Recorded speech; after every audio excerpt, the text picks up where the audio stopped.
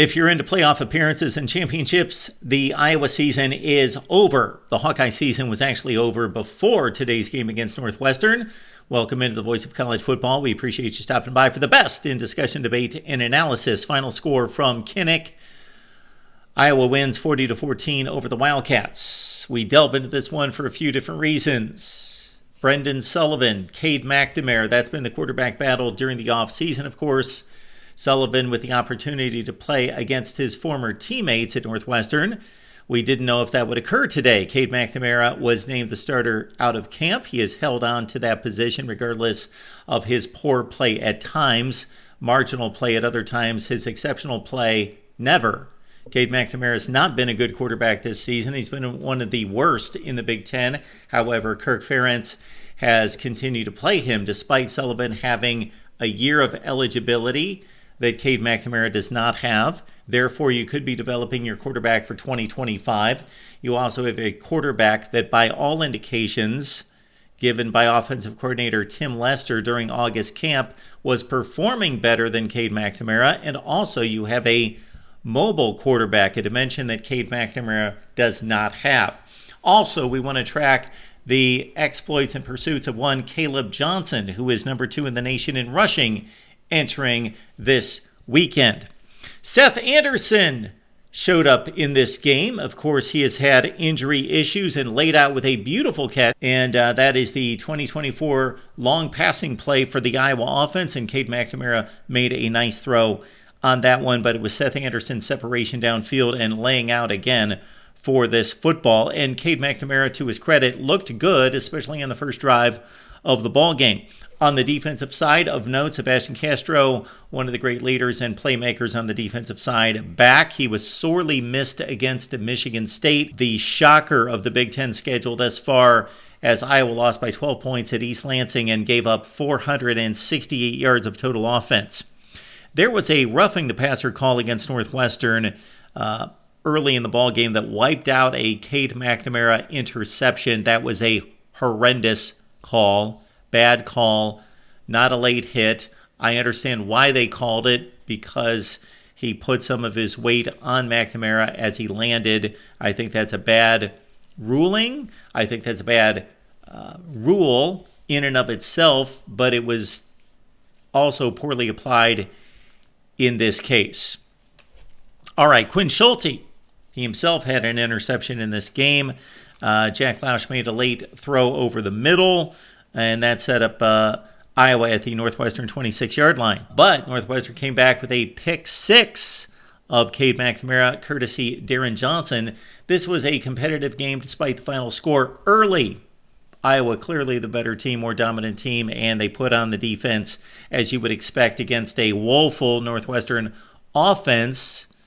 Although Lausch is just a freshman and developing and playing much better in recent weeks, in comparison to his first career start against Washington, where Northwestern only scored 5 points, losing 24-5.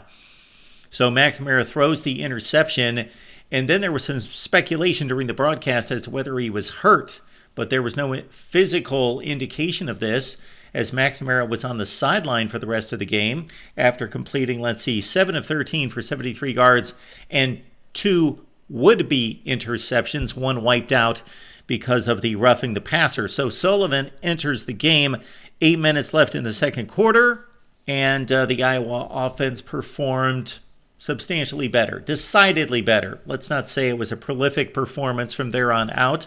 Sullivan, 9 of 14, 79 yards passing. So roughly the same statistics downfield passing. However, Sullivan provides the running threat, 6 carries, 41 yards, and a touchdown, and also no picks versus the 2 by McNamara. The names may change, but the Iowa special teams continues to roll, especially in the punting game, where, of course, Torrey Taylor is one of the outstanding punters in the NFL already as a rookie for the Chicago Bears. Reese Dakin, though, is picking up the mantle and running with it. And there were 3 or 4 consecutive possessions in which the Iowa punting game and Reese Dakin pinned Northwestern inside the 5-yard line. It's astounding what they're able to do in the punting game and set up the defense over and over again. Don't discount how important Iowa special teams is, especially the punting game, the punter himself, in setting up the defense. And one of those trips downfield resulted in a safety after a sack by Llewellyn and a 7-5 game at that point. Now let's talk about Kaden Wetjen, one of the more interesting players in the Big Ten and in all of college football that may be going under the radar. He is number one in the nation right now in kick return yardage, both punt game and kick game. He's been astounding. He's fun to watch.